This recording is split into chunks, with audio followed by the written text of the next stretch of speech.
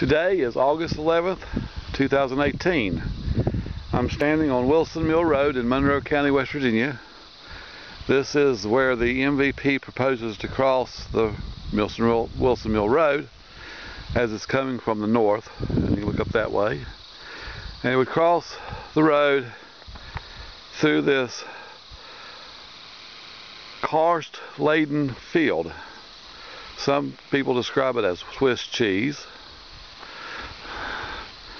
It would traverse through that opening right there. There's a tree right in the middle of it. Just through that opening, it would go up Peters Mountain. This is the base of Peters Mountain.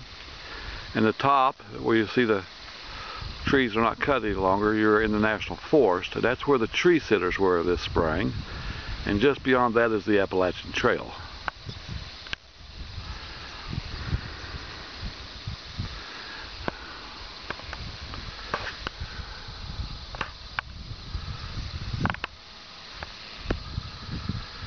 So in March, early March, a group of folks, including those from Save Monroe, Preserve Craig, the Wilderness Society, and the Wilderness Society was one group, and then Sierra Club,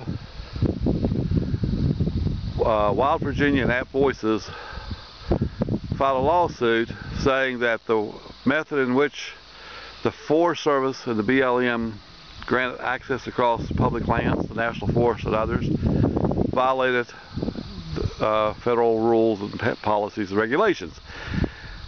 We asked them not to we asked the court not to allow them to cut the trees in the forest, and the court gave them 5 days to respond, and their response was to put everybody they had into the National Forest and cut all the trees in that week, even when there was a blizzard.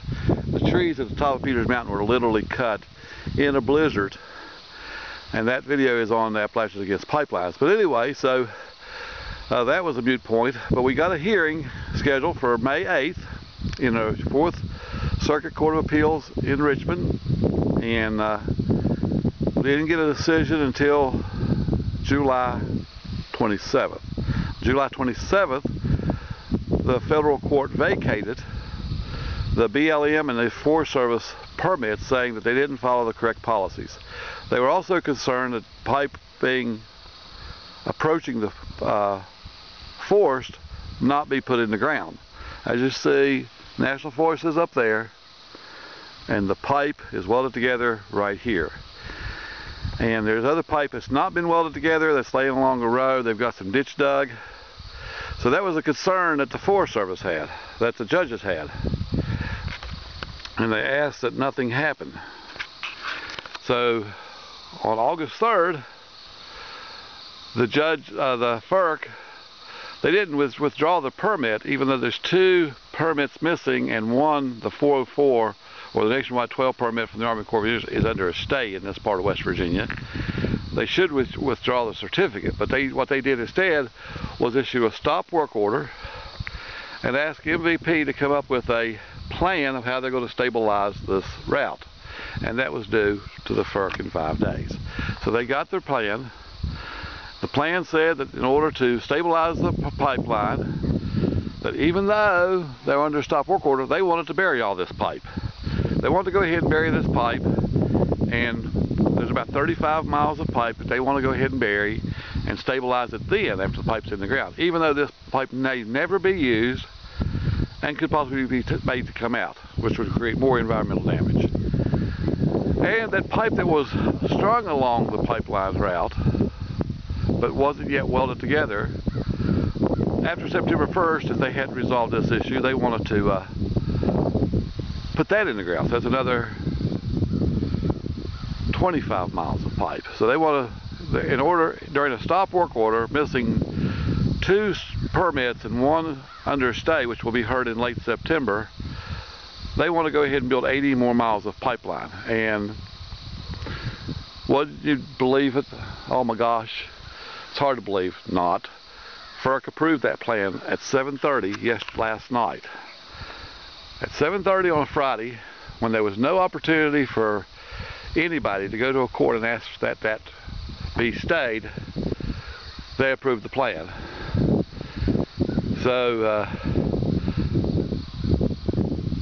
I expect, unless something happens on Monday, that there'll be lots of people in here trying to get this pipe in the ground, even though it may never ever be used, and may have to, these folks here that we're looking at has not signed an easement.